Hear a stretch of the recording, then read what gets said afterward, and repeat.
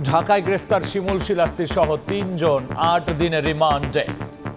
৩ আসামিকে রিমান্ডের আবেদন করছেন, ১০ দিন করে রিমান্ড চেয়েছেন। প্রত্যেক আসামিকে ৮ দিন করে সতর্কতার সহিত হাইকোর্টের নির্দেশ মোতাবেক জিজ্ঞাসাবাদের জন্য আদেশ দিয়েছে। দেখছিলেন প্রধান শিরোনাম। সন্ধ্যার সময় সঙ্গে আছি আমি গোলাম রাব্বি। এবার অন্যান্য শীর্ষ সংবাদ। অপরাধী যত প্রভাবশালী হোক তাকে শাস্তি পেতেই হবে, হুঁশিয়ারি ওবায়দুল কাদেরের। সাবেক সেনা প্রধান ও আইজিপির অপকর্মের অংশীদার সরকারও, অভিযোগ বিএনপির। বঙ্গোপসাগরের নিম্নচাপ কাল দুপুরে রূপ নেবে ঘূর্ণিঝড় রিমেলে। 4 সমুদ্র বন্দরে 1 নম্বর সতর্ক সংকেত। রেমালের প্রভাবে উপকূলে ভারী বৃষ্টির পূর্বাভাস। সিলেটে গ্যাসের নতুন সম্ভাবনা। কৈলাসটিলায় 8 নম্বর কূপেও মিলেছে অস্তিত্ব। দিনে অন্তত 2 কোটি ঘনফুটের বেশি পাওয়ার আশা।